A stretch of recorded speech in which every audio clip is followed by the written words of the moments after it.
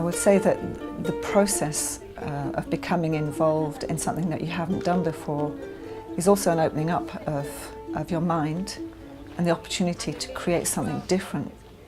What's extremely exciting about our role as chair is the fact that we've been able to break down some of the boundaries between disciplines and involve students from across the university. By sharing a topic like food production, ethics, healthy eating, it's allowed people to come together. The topic is the important. It's not what you do, it's how you can work together to expand on that topic and find creative ways of collaboration to transmit new ideas.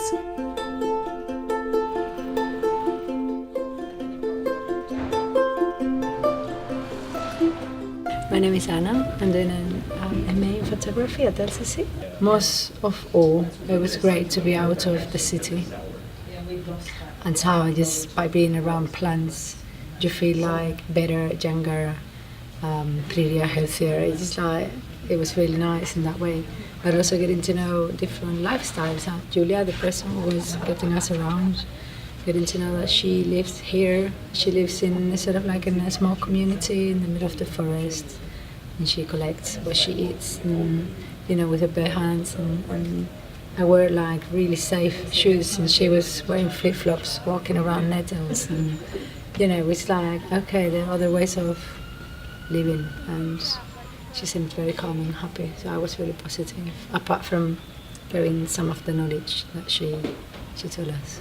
Part of the reason I chose the workshop today is because perhaps there was less of a framework, and I thought that would be good to challenge myself to do something that required more sort of lateral thinking, if you like.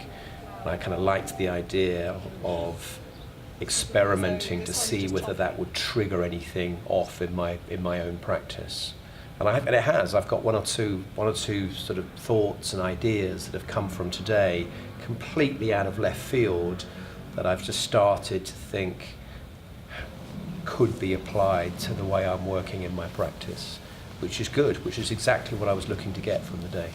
When you have to work very quickly, there's no time for thinking, so it's all about intuition and putting thoughts together, like making lines in your mind like this, that around what you're interested in. All of a sudden you have a creative idea, and you know, you can explore it in 3 hours. It's not like you don't need a year to put together something. They are packed with iron, so great for women during your menstrual cycle when you're low in iron. You want to just eat the nettles any which way. You can cook them into soup, you can have them raw, you can have them in pesto, you can dry them. One of the projects that we've been conducting over the last almost 15 years now is the food project, and more specifically 70 by 7 the meal. And it's been incredible, the response and the engagement that we've had to this format.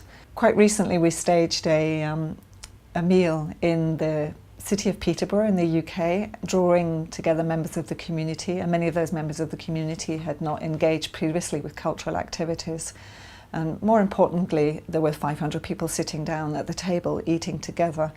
But what we found as a result of that the peripheral activities actually generated a huge engagement. So it's not just about including people in the projects, it's how the projects then affect people outside.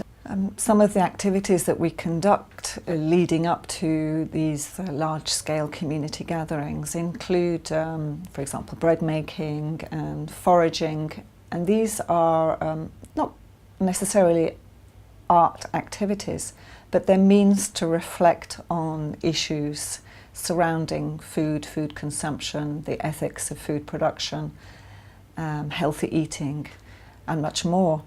And they're also part, I would say, of a much longer process. By becoming involved in quite practical activities, it's also a means of including and engaging with people that don't normally have the opportunity to engage with culture.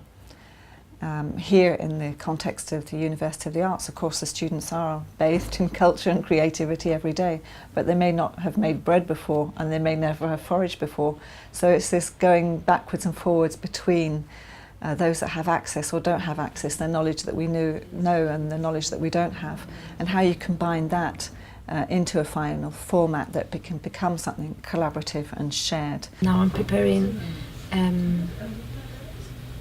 I don't know if it's an artwork, but I'm doing something with plants and flowers that I collected in the morning as part of the workshop. And I am preparing to do a very small short story about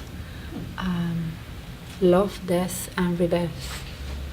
Well, I'm very interested in mythologies, and I'm interested in folk and witchcraft, and some of the stories that Julia told us this morning made me think of how plants have been used, since the beginning of times to heal us, but not just to heal what happens in the body, but also what happens in the soul, and that's what I'm really interested in.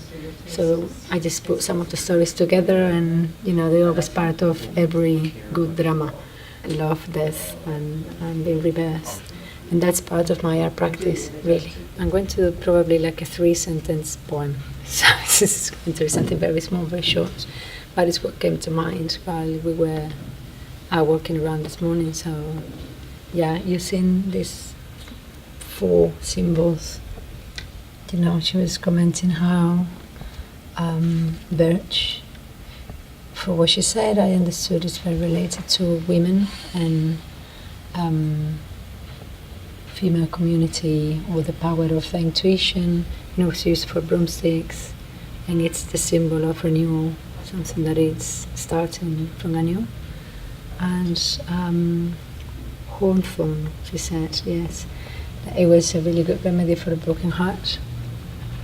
And then this one here, the foxgloves, which is quite funny because it's really beautiful and it's a bit like my dress. But this one's poisonous and can kill us.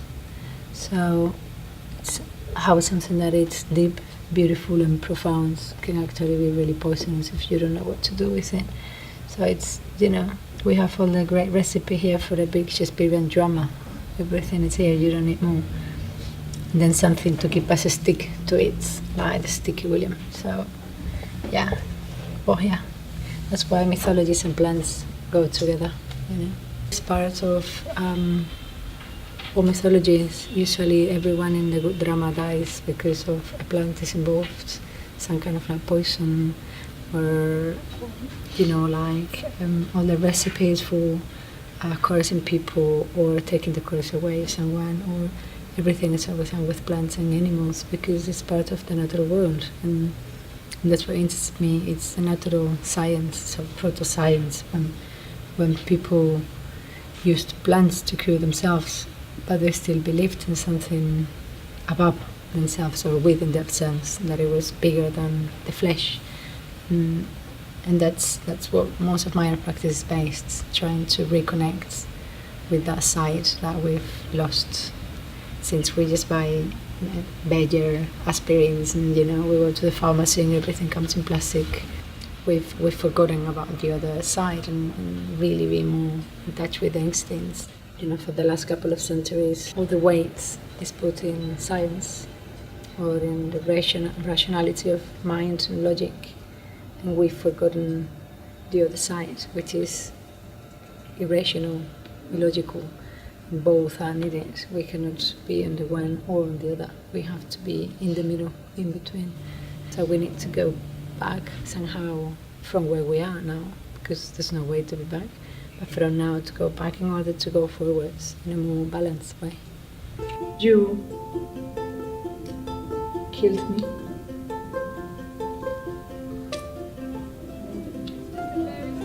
You brought me back to life, and you fixed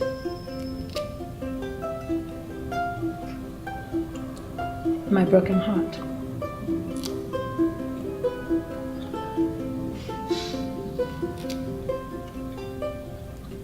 Thank you.